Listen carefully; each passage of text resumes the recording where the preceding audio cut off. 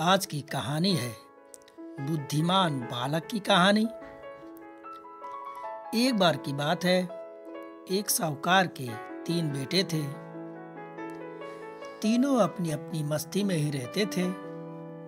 उन्हें अपनी किसी भी जिम्मेदारी का कोई एहसास नहीं था।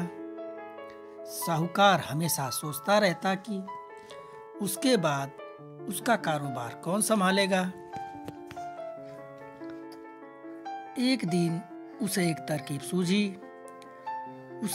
उसने अपने तीनों बेटों को बुलाया और कहा, जो कोई भी सबसे कम पैसों में मेरा पूरा कमरा भर देगा, वही मेरा कारोबार संभालेगा। तीनों बेटे अलग अलग दिशा में चल दिए। सबसे छोटा बेटा एक रुई की दुकान पर गया।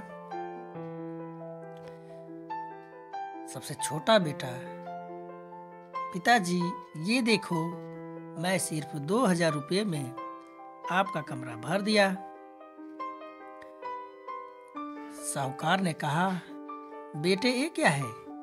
साहूकार के दूसरे बेटे ने कहा, पिताजी मैंने सिर्फ 1000 रुपये में फूल पत्ते लकड़ी से आपका कमरा भर दिया।